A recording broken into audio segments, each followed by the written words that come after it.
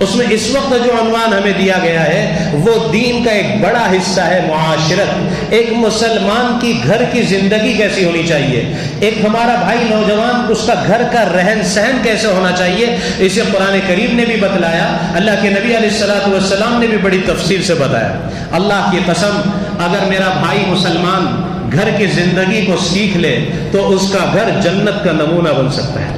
حضرت رسول کریم صلی اللہ علیہ وسلم عملی زندگی گزار کر بتا کر گئے کہ ایک مسلمان کو گھر میں کیسے زندگی گزارنا چاہیے. ہمارا کیا حال ہے, گھر کی زندگی کیسی ہونی چاہیے؟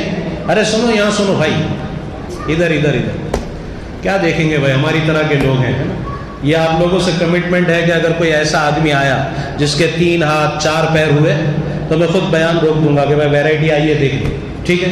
اور 2 ہاتھ 2 پیر والوں کو تو ہم دیکھتے رہتے ہیں, ان کو کیا دیکھنا. تو یہ آپ سے وعدہ ہے کہ کوئی ویرائٹی آئی تو میں خود روک دوں گا بیان, پھر سب مل کر دیکھیں گے انشاءاللہ, ٹھیک ہے نا انشاءاللہ. میں عرض یہ کر رہا تھا کہ حضرت رسول کریم صلی اللہ علیہ وسلم نے معاشرت کا دین, کیسی پاکیزہ زندگی تھی. مجھے تو اصل میں ماں باپ کے تعلق سے, لیکن یہ تھوڑی سی تمہید میں نے اس لیے عرض کی کہ کیا پاکیزہ معاشرت حضرت رسول کریم صلی اللہ علیہ وسلم. آپ گھر میں کیسے داخل ہوتے تھے, مسلمان گھر میں کیسے داخل ہو, گھر کی زندگی اس کو اگر ہم سیکھ لیں, اللہ اکبر, دنیا میں اللہ جنت کے مزے دے گا, جنت کے مزے. حضرت رسول کریم, بلکہ قرآن کریم اس کی تعلیم دیتا ہے کہ گھر میں داخل ہو تو اجازت لے کر, اذن لے کر, دستک دے کر داخل ہو. اور فرمایا کسی اور کا گھر ہے, 3 مرتبہ آپ نے اجازت چاہی, اجازت نہ ملی تو اللہ کا قرآن کہتا ہے فرجعوا, واپس ہو جاؤ, اور اس واپس ہونے کو برا نہ سمجھو.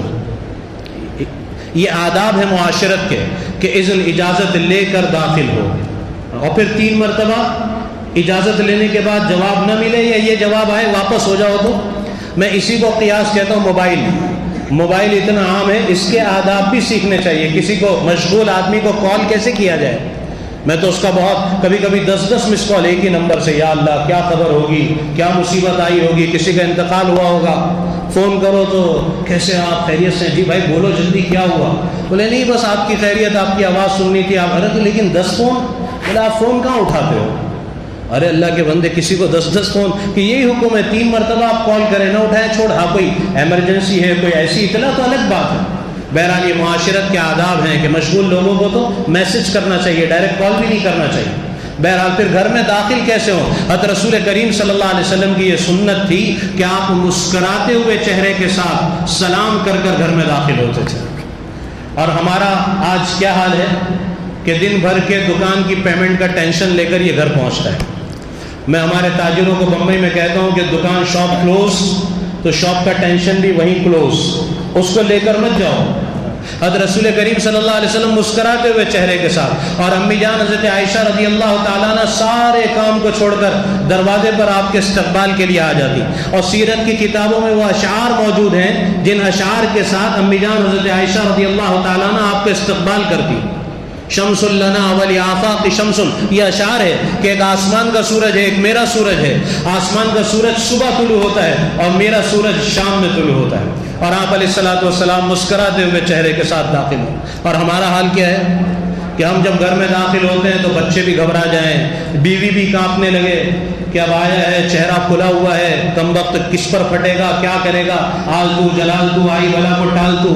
حالانکہ ایسے نہیں, تو گھر والے خوش ہو جائیں, ماں خوش ہو جائے میرا بیٹا آ گیا, باپ خوش ہو جائے میرا بیٹا آ گیا, بیوی خوش ہو جائے میرا شوہر آ گیا, بچے خوش ہو جائے میرا باپ آ گیا.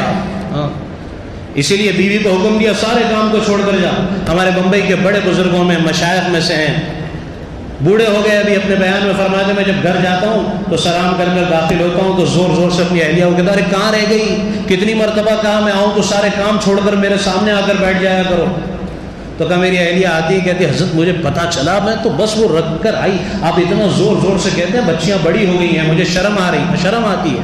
تو حضرت فرماتے ہیں کہ میں اپنی بیوی سے کہتا کہ اللہ کی بندی, اصل تو انہی کو سنا رہا ہوں, تجھے کہہ کر بچیوں کو سنا رہا ہوں. وہ بڑی ہو گئی ہے, ان کا نکاح ہوگا اپنے شوہر کے گھر, انہیں پتہ چلے کہ جب شوہر آئے تو سارے کاموں کو چھوڑ کر شوہر کا استقبال کیا جاتا ہے. ایک پیاری زندگی. اب وہ مجھے اس کا اتنا وقت نہیں کہ میں وہ ساری چیزوں کو بیان کروں کہ کیسی زندگی ہونی چاہیے. بہرحال حضرت رسول کریم علیہ الصلوۃ والتسلیم نے بہتر انسان ہونے کا ٹائٹل کس کو دیا کہ تم میں سب سے بہتر کون ہے؟ ویسے تو ہر آدمی اپنے آپ کو کہتا ہے بھائی میں پرفیکٹ ہوں, باقی سب میں کمی ہے. 100% پرفیکٹ کسی کو دیکھنا ہے تو میری ذات. باقی سب میں آدمی کو اپنی ذات میں کمی نظر نہیں آتی, سب کی ذات میں, سب دوسروں میں کمی نظر آتی.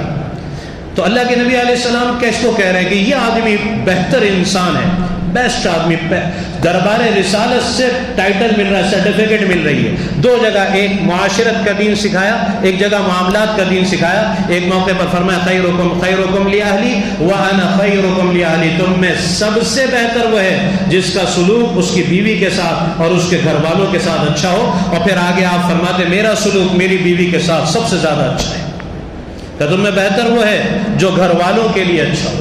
باہر تو آدمی بڑی ایکٹنگ کر لیتا ہے ایسے, کیسے ہیں آپ حضرت, اچھے ہیں نا, آپ کی طبیعت کیسی ہے, اور گھر میں کیا حال ہے کہ ماں پر ظلم ہے, باپ پر ظلم ہے, بیوی پر ظلم ہے. اسی لیے میں کہتا ہوں کسی کے بیان سے متاثر نہیں ہونا. اور حضرت کیا بیان کر رہے ہیں, حضرت کتنے بڑے حضرت ہیں, اگر معلوم کرنا ہے تو حضرت کی بیوی سے پوچھو, وہ بتائے گی حضرت کتنے بڑے حضرت ہیں. گھر والے بتائیں گے کیا حال ہے, کیسا سلوک ہے, کیسا رویہ ہے اس کا گھر والوں کے ساتھ. اور ایک موقع پر معاملات کا دین سکھایا, فرمایا تم میں سب سے بہتر وہ ہے جو قرض کی ادائیگی میں بہتر ہو. اللہ اکبر. یہ اللہ کے نبی علیہ السلام فرما رہے ہیں کہ تم میں بہتر کون ہے. اس لیے میرے بھائیوں, معاشرت کا دین سیکھنا